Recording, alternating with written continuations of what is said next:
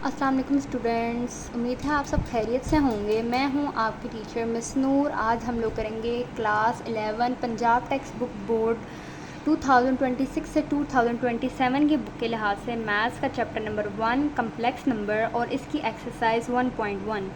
अब पहला क्वेश्चन हम लोग पढ़ते हैं। उसमें वो बता रहा है कि find the multiplicative inverse of each of the following complex number. अब कम्प्लेक्स नंबर की हमें पता है कि कम्प्लेक्स नंबर वो होता है जिसमें अयोटा की वैल्यू हो। ठीक है, अब हमारा जो क्वेश्चन नंबर 1 है, इस क्वेश्चन नंबर 1 का पार्ट 1 जो है उसमें हमें कोई भी अयोटा वाली वैल्यू नहीं दी गई।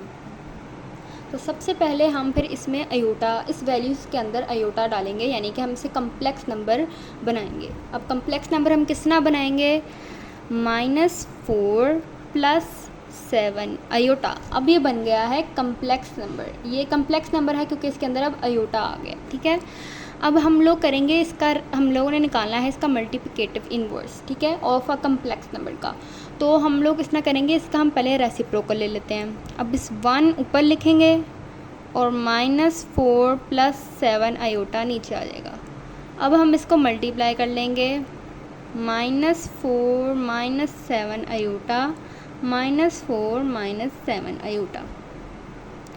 अब आप लोगों को पता है कि हम लोग इन दो वैल्यूज़ को मल्टीप्लाई कर देते हैं और इन दो वैल्यूज़ को, तो -4 - 7 अयोटा डिवाइडेड बाय, अब इनको मल्टीप्लाई करना है, -4 + 7 अयोटा और -4 - 7 अयोटा।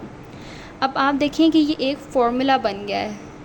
ये a - b का होल a² - b² का फॉर्मूला है। इसका आंसर होता है a + b और a - b।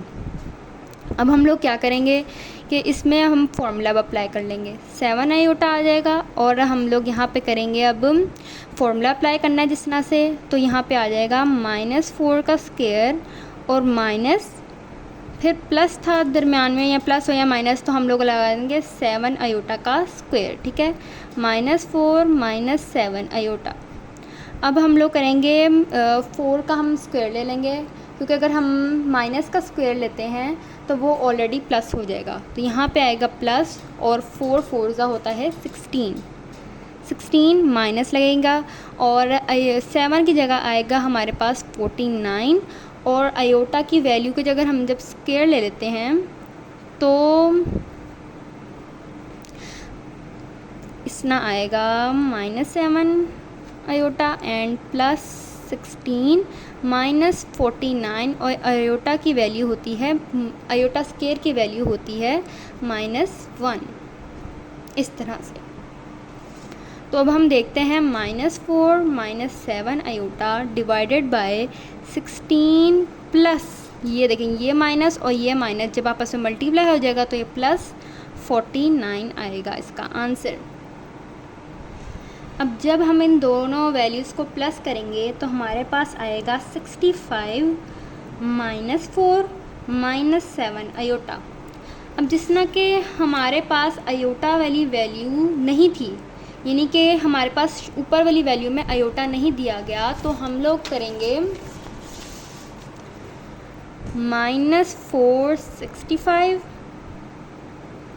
और -7/65।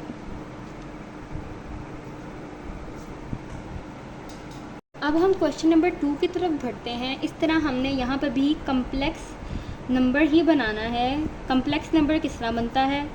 2 के 2 प्लस, और अगर हम 5 अयोटा कर दें, अब हमारे पास ये अंडर रूट में है तो √2, और ये माइनस में वैल्यू है तो यहाँ पे आएगा -√5 अयोटा। ये बन गई कम्प्लेक्स वैल्यू। अब हम इधर लिखेंगे √2 -√5 अयोटा। ठीक है, इसमें हमने ये भी बना दिया है एक कम्प्लेक्स नंबर। अब हम क्या करेंगे, इसका भी रेसिप्रोकल ले लेंगे। ऊपर 1 आ जाएगा, नीचे √2 -√5 अयोटा। अब हम लोग मल्टीप्लाई कर देंगे, 2 + √5 अयोटा, और इधर भी 2 + √5 अयोटा। ठीक है, इसके यानी कि हम लोगों ने डिफरेंट वैल्यू, यानी कि यहाँ पे माइनस है तो हम आगे जाके हम इसको प्लस से मल्टीप्लाई कर देंगे ऊपर और नीचे। अब ऊपर क्या आ जाएगा, 2 √2 प्लस √5 आयोटा, नीचे जिसमें हमने पहले फॉर्मूला लगाया था a² माइनस b² का, जिसका आंसर आता है a प्लस b और a माइनस b। अब यहाँ पे भी वो लग रहा है √2² माइनस 5 आयोटा √², ठीक है। अब यहाँ पे आएगा √2 प्लस 5 आयोटा, और अंडर रूट से ये स्केयर कैंसिल हो जाएगा, तो ये आएगा 2 माइनस ये अंडर रूट इस अंडर रूट से कैंसिल हो जाएगा, तो आएगा 5 और आयोटा स्केयर। अब जिसने पहले बताया था कि आयोटा स्केयर की वैल्यू है -1, तो इसी तरह से अब हम लोग करेंगे 2 under root plus √5 iota, then 2 minus 5 minus 1।